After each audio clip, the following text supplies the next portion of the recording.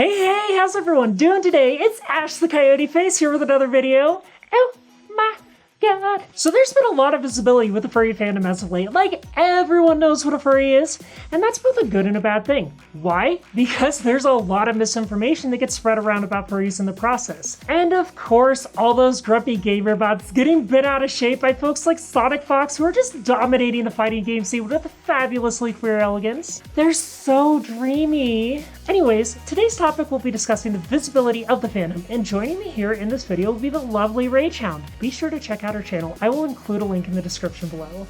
We will be talking about some of the ups and downs of media visibility and discussing how that affects the fandom at large. Furry in the 90s was an obscure community with very little visibility outside of itself.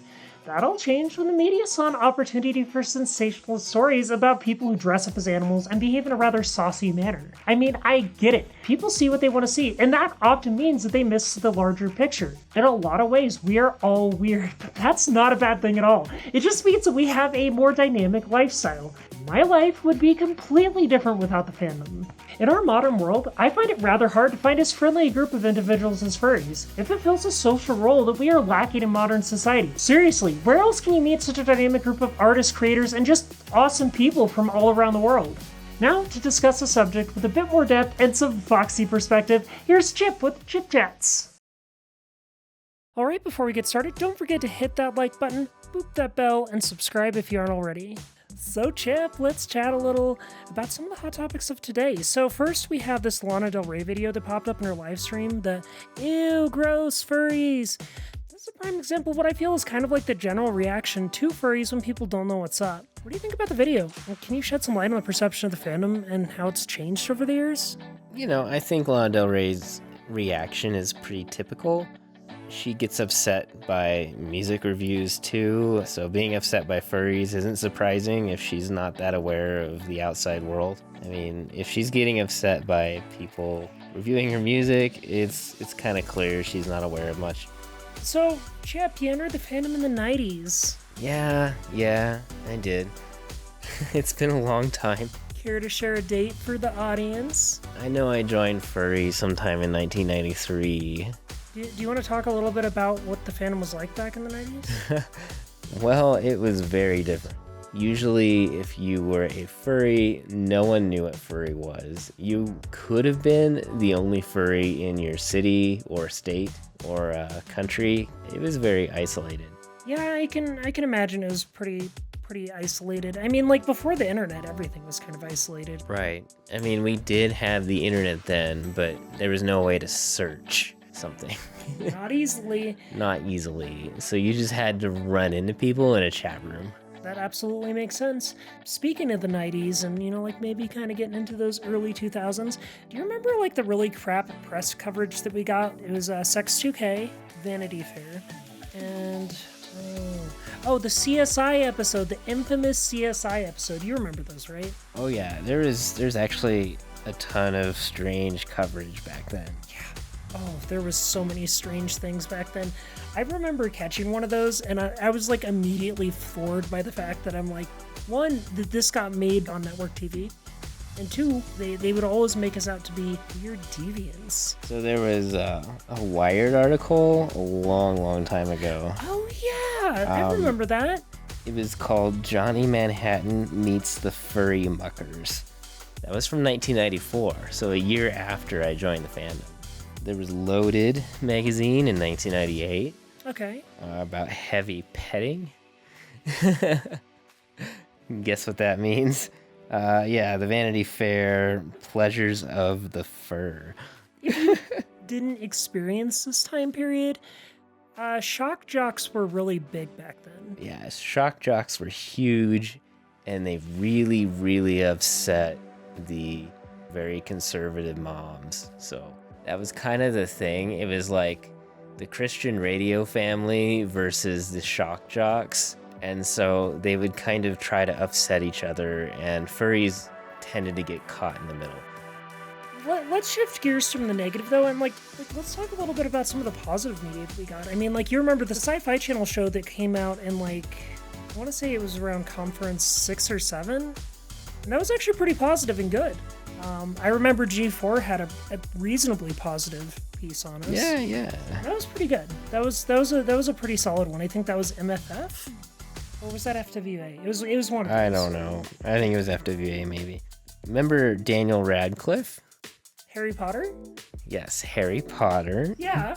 He talks about how when he was a kid, he wished he could talk to wolves, and maybe wolves were bipedal and they could interact with people, and he thinks the world would be way better that way if like there were furry wolves around that he could talk to. Oh my god, me too. Yeah. I so agree with that.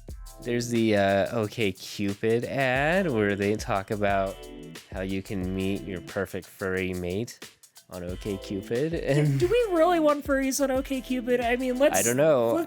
They seem to want furries. I want to draw a line in the sand right now and just say no furries on OK Cupid. Why? Well, people are just gonna seek us out suddenly. We're gonna be like a novelty item. You mean like a popular target for dates? Oh yeah. Yeah. They're gonna just be like, yeah, so you're the person with the fursuit, right? Don't forget Furry Force. Is that positive? I don't feel like that's positive. From College Humor. College Humor's Furry Force. I feel like that's very like on the line, but like it's funny, right? Because it's in some ways it's kind of accurate. I mean, like I'm gonna be honest. They are very aware of the fandom. It plays up to stereotypes that exist. Yeah. Because of that, it's funny. But, and furries worked on it. Well, that's true too. So they're, it's a very public comedy site, and they're very aware of all the furry tropes. The really gay lion, man. Oh, that's man. Like the funniest thing in that whole the cow scares me. The wolf musketar is horrifying. But like the gay lion is just like yeah, I don't think they're hating on furries. They just poke fun at it, and that's okay. You can laugh at yourself. I laugh at myself all the time, but that's because I'm weird. Yeah, what's some other positive publicity? Publicity? Did you just really do publicity like that? Sure. That's publicity. So cheesy. Anyway, the Vancouver and the Syrian refugees was a really positive article. That was a fantastic article, and actually that was both a beautiful moment that I'm so happy that it happened the way it did. And honestly, it was just like a largely like positive experience for everyone involved. I thought that was fantastic. So let's talk about our community and how it's evolved. I mean, like we are like seriously way more visible than we've ever been, especially on like social media. Oh yeah. So as we've kind of come more into the public eye, I mean, how do you feel like that's helped the fandom change? Well, in a lot of ways, other communities are looking to the furry fandom as examples of how to be a positive space for people. Because a lot of other, nerd cultures end up being really hateful and toxic and exclusionary, I think is a good word. Yeah, because a lot of people get very possessive of whatever they love. Like, I'm this sci-fi nerd and you have to understand this show perfectly and watch all the episodes or watch all the anime to understand it, where furry's more positive. I've seen a lot of major figures say furries know how to do it. They know how to welcome people. They know how to get rid of hateful people. And so they look to us as an example, and that's like a huge change from the 90s. People used to just bash us all the time, and now they're like, well, furries actually know how to make a good community that helps people. Well, I think that's actually kind of tied to the diversity of our community. I mean, like, unlike most other groups, we have a significant amount of LGBT individuals. We have diversity that kind of spans internationally. The fandom is all interconnected through this universal like of anthropomorphic art. Right. Whereas maybe somebody who likes Star Trek and they really like Star Trek, that might only cater to a specific group of people. For example, the Star Trek thing, you don't make your own character. You just like some of the characters on the show, whereas furry is way more personal because it represents you. And I think because it represents you and people encourage that, it ends up being a lot more positive than just being possessive of someone else's character. Well, right. I mean, prime example in kind of like the more current sense of things. I mean, look at BronyCon. Look at bronies. Look at what's changed over the years. I mean, that fandom exploded. It had numbers that far exceeded our biggest cons. Oh yeah. With it by its second year. Yep. Actually, maybe in its first year. I can't even remember what the timeline is for that. But I mean, it was a significant boost.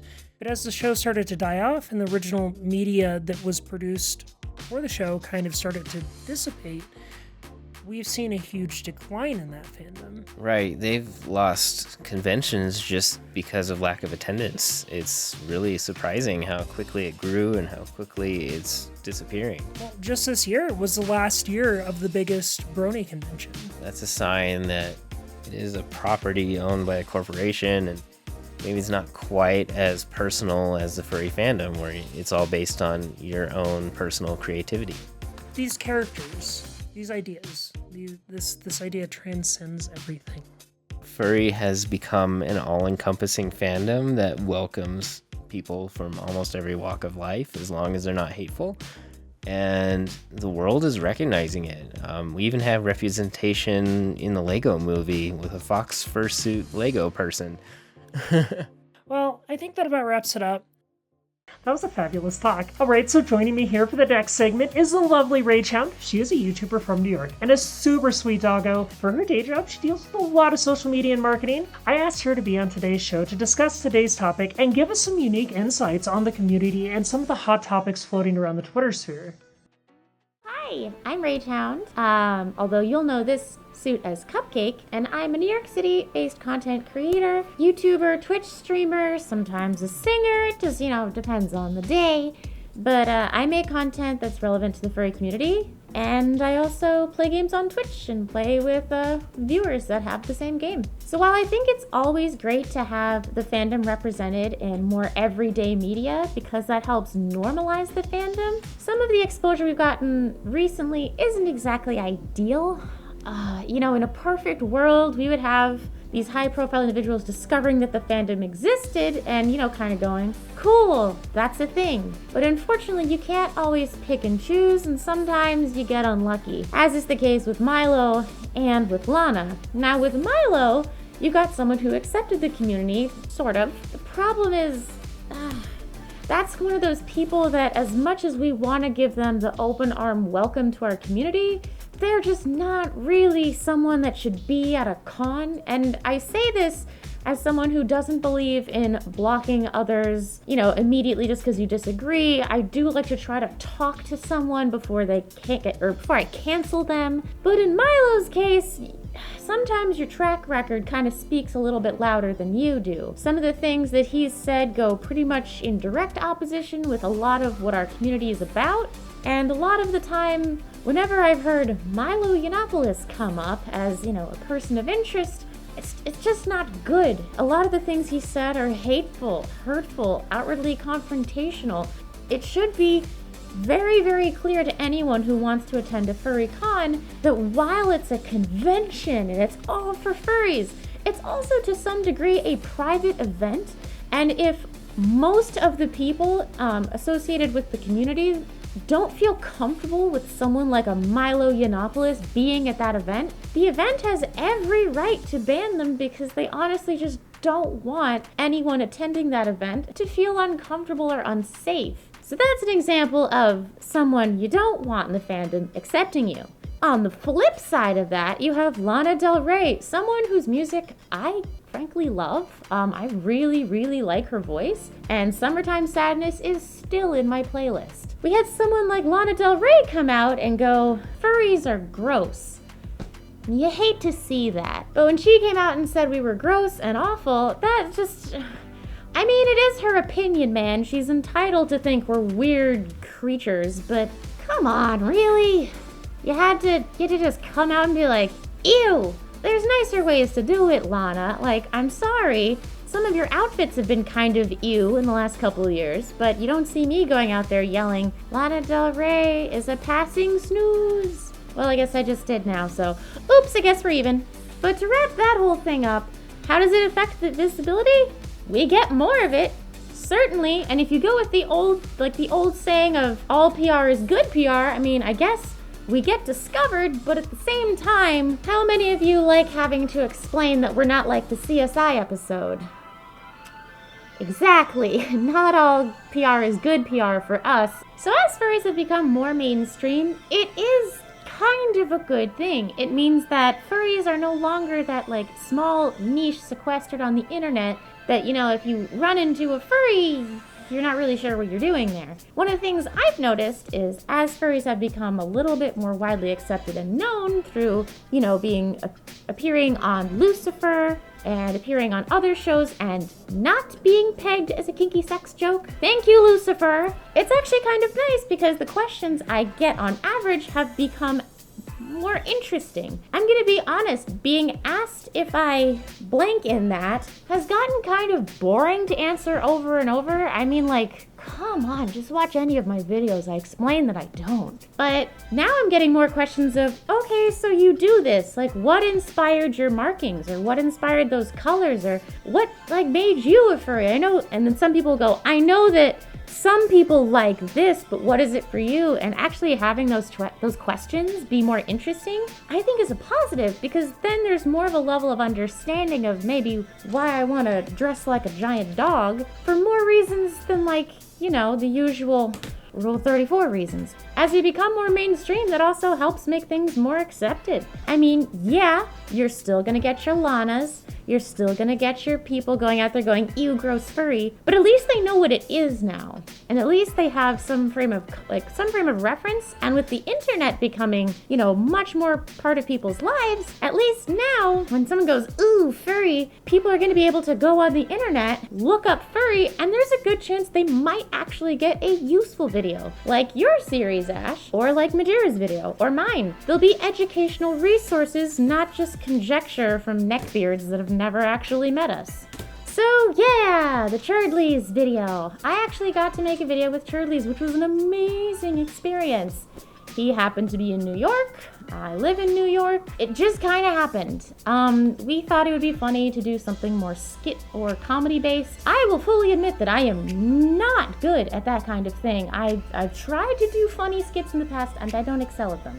So I kind of let him take lead on some of the jokes and some of the humor. That being said, most of the video was pretty tame, easy humor with ooh woo and, you know, just using some physical comedy with like Cheb putting on Flitwick and how weird of an experience that must have been, and, you know, just that kind of comedy. There was one joke that, you know, could have been redone. Don't worry, Twitter has already roasted me to filth for that one, so heard and noted. Thank you. But overall, I think the experience was like really, really cool. From what I've heard from Churdleys, however, while our side of the fandom actually thought it was a really cool novelty, his fan base wasn't really about it. His fan base did not like it. So what I was fully expecting to happen is him be like, okay, we're done, never working together again. And I fully expected that because his own fans reported the video, or reported the clip on Instagram that was, you know, advertising it. That got reported and taken down. Apparently there were reports on the video which got it somehow dinged. I don't know if it was like deemed unsuitable for advertisers or if someone tried to find something in it to I don't know what happened, but it went unlisted for a while, and almost 24 hours after going up, it was unlisted. So, yikes. But it has since been made public again. We've addressed some of the concerns, and according to his Instagram story, and from what little he's told me, we're gonna have an opportunity to work together again in the future. So, win-win all around. One of my favorite things about this community is just how creative we can be. You know, you're never going to see anything boring out of the community. A lot of us will pick characters with bright colors, interesting designs. Even if you don't have a fursuit, there's amazing art, or if you don't have art, there's amazing writing and literature. We just have a lot of really creative-minded people at work every day. And even if you're not creative, the support that we show for artists in our community, I would say is a little higher than the norm. And I'm sure a few artists in here are saying, hang on, are you drunk? I don't think so. But realistically speaking, having, you know, talked with my friends who are not in the community, some of the prices I've said I've paid for art from some of my friends, they've completely been stunned by. They're like, you paid that much for that? Couldn't you just get someone on Fiverr to do it? And that kind of reaction tells me that we're also a little more aware of, how much we value our artists. It's a little bit higher than your average person. We also have people doing music and video and Twitch, and there's kind of this really awesome community where if you have a genuine interest in anthropomorphic ideas and characters, there's kind of something for everybody. I'd be willing to bet there's furries that do like cooking things, there's furries that do music things, that do sketches, that do informational things. If you can think about it, it probably exists in our community, and that's actually kind of cool. When it comes to the visibility of the fandom, we need to be cognizant of the impact that our interactions have on folks both in and outside of the community. Our community is diverse, and because of that diversity, it can be really hard to define any one person's experience. Try to be tolerant and understanding of those that are different, and above all else, have fun. Thank you so much for watching. Don't forget to like this video if you enjoyed it, subscribe if you aren't already, and share your thoughts in the comments section below. Also, if you'd like to help support me and my artistic endeavors, donating just $1 a month to my Patreon is worth more than watching all the ads here on my channel. I hope you all have a fabulous day. Goodbye! Shout out to all my amazing patrons for supporting my channel. Starting with the superfans, we have Diana DePry, Wolf Rider, Billy Daxter, L8XL, and Cutter. Next, we have the fan tier with Dan Fox, Nova Halvern, and Solace the Wolf. And finally, we have the early access tier with Scaleth, Shadowfaxy, Tyler Furlong, Tara Linus, Edith Everett, Cockernell, Katie Rose, Runes and Kaz, Husky Heroine, JD Locklead, Mitsakatsa Wild Rose, and Cosmo. In case any of you are interested in becoming a patron, I offer 3 rewards tiers. Early access, which gives you access to videos like these ahead of their release and your name featured in the credits. Fan, which gets you a signed fursuit photo of me, thank you note, and everything from the early access tier. And finally, Superfan, which allows you to have one of your questions asked on Ask Ash, as well as everything from the previous 2 tiers. Beyond all this, I will be revamping my Patreon in the coming months and adding some extra cool prizes and perks tiers, so keep your eyes peeled. Check out my Patreon at patreon.com/ashcoyote. The link is in the description below.